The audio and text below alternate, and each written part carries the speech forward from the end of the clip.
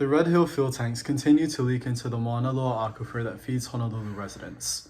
A contested case hearing initiated by the Sierra Club is scheduled for early February. The State Department of Health must decide whether to honor or deny the Navy's permit to continue storing fuel. I'm Kalama Abad. And I'm Komalu Abad. In other Seepage news, the U.S. Environmental Protection Agency released an annual report documenting that the Pearl Harbor Joint Military Base, located on Hawaiian Kingdom land, released over 500,000 pounds of nitrates into the ocean in 2019. That ranks third in all American military bases. Nitrates are harmful to reefs and are a primary ingredient in sewage processing and chemical agriculture. The study also revealed that Hawaiian Electric's Kahe power plant released around 500,000 pounds of sulfuric acid and other waste. In international news, tensions are rising between the US and its two biggest rivals. This week, China deployed multiple fighter jets into Taiwan airspace.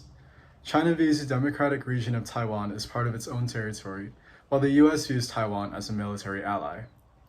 Meanwhile, Russia arrested over 3,000 political protesters last week.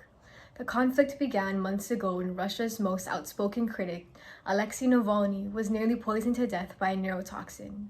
He spent 6 months recovering in exile, but was immediately imprisoned upon return to Russia last week. The Russian military detained thousands of citizens for protesting Navalny's arrest. The Biden administration is calling for the release of all political prisoners, while Premier Vladimir Putin is telling the US to mind its own business.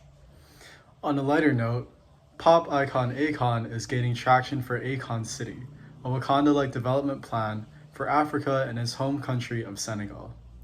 Thanks for believing in the Hawaiian Kingdom Weekly. These are Kingdom Lives. And the kingdom lives. Pa'i kalima.